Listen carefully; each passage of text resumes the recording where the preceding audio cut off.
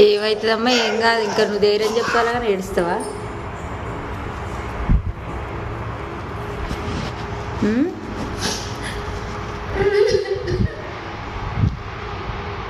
ఎందుకు ఏడుస్తున్నావు? ఏడవకు, ఏమవుతుంది? మస్తు తాకుతాయి దెబ్బలు చిన్నపిల్లలు అన్నప్పుడు.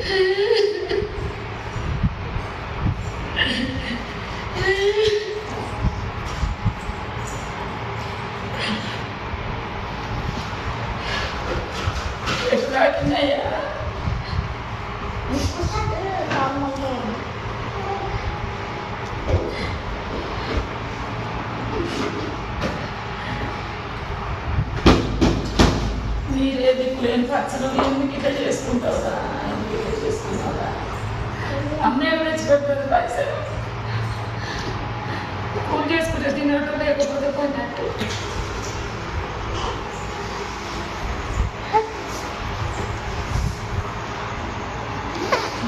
ఏం ఏడవద్దు, ఇంకా 4 రోజులు అయితే మంచిగానే అవుతాడు.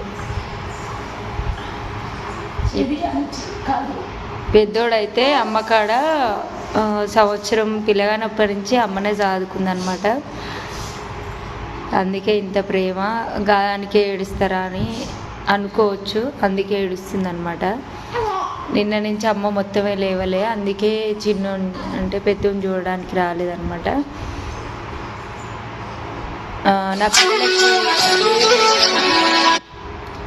ఏదేమైనా కానీ మా అమ్మనే చూపిస్తుంది. కానీ ఫస్ట్ టైం నిన్న నేను తీసుకెళ్ళా.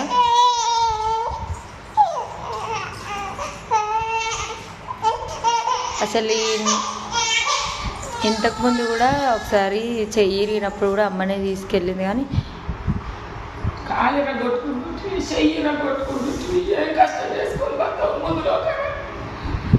నిన్న